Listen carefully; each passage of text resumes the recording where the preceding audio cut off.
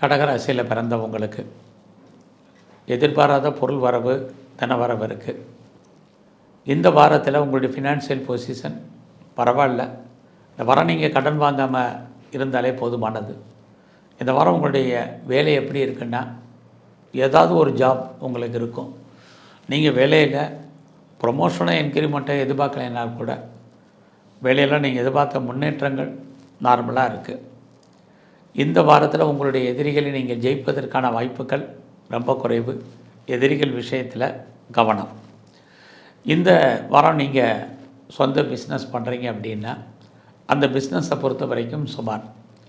ஒருவேளை நீங்கள் பார்ட்னர்ஷிப்போடு பிஸ்னஸ் பண்ணிங்கன்னா பார்ட்னர் லாபம் அடைவார், நீங்கள் நஷ்டம் அடைவீர்கள்.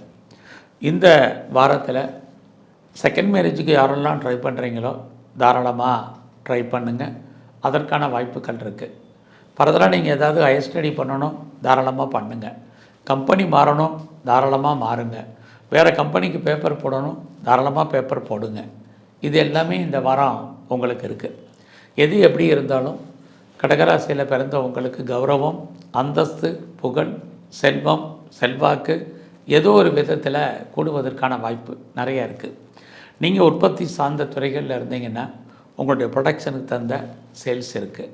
நீங்கள் ஆட்டோமொபைல் லைனில் இருக்கிறீங்க, மெக்கானிக்கல் லைனில் இருக்கீங்க, குறிப்பாக கெமிக்கல் இண்டஸ்ட்ரியில் இருக்கிறவங்களுக்கெல்லாம் நல்லதொரு ஏற்றம் இந்த வாரத்தில் உங்களுக்கு இருக்குது.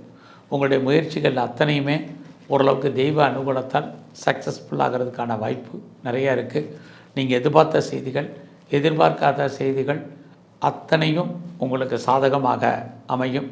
யாரோடெல்லாம் தொடர்பு கொள்ளணும்னு நினைக்கிறீங்களோ அவங்களோடெல்லாம் நேரடியான தொடர்பு கொள்ளுங்கள். கண்டிப்பாக உங்களுக்கு ஏற்ற முன்னேற்றம் இருக்குது. இந்த வாரம் முழுவதும் நீங்கள் நரசிம்மரை வழிபாடு பண்ணுங்கள்.